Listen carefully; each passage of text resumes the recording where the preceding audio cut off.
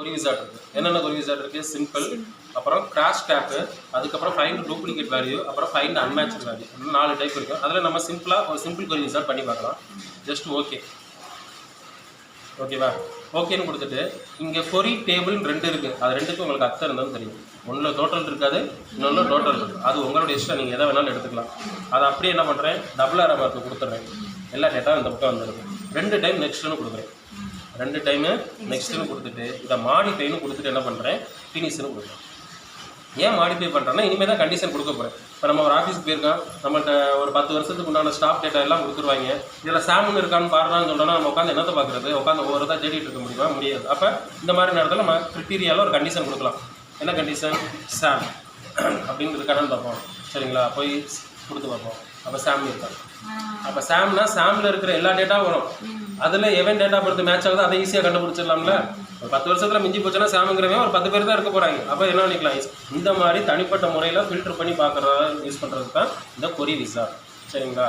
என்ன பண்ணுவீங்க, கிரியேட்டு கொரி விசார்டு, அதில் சிம்பிள் கொரி விசார்டுக்கு ஓகேன்னு கொடுக்குறோம். ஜஸ்ட்டு டபுள் ஆரோ மார்க்கை கொடுக்குறோம்.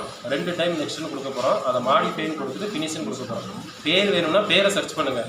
இல்லை ஒரு எக்ஸாம்பிளுக்கு இப்போ தமிழ் மார்க்குன்னு இருக்குது. தமிழ் மார்க்கில் யாரா கிரேட்டர் தென் 80, 80க்கு மேலே எவன் எடுத்திருக்கான்னு பார்க்க போகிறேன்.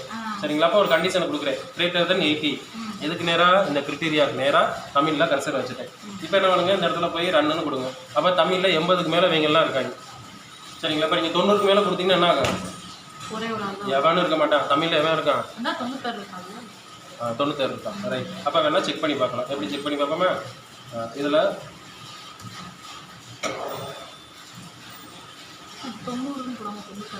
96 போட்டலாம். அப்போ 96க்கு மேலே தான் இருக்குது. ஆனால் 96 தானே இருக்குது. அதனால் 95 போட்டுக்குவோம். 95க்கு மேலே. புரியுதுங்களா? அப்படி இல்லைன்னா கிரேட்டர் ஆர் ஈக்குவல் போட்டுக்கலாம், ஒன்றும் பிரச்சனை இல்லை.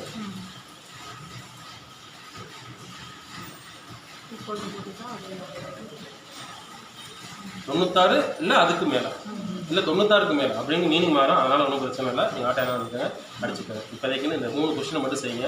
இது போக இன்னும்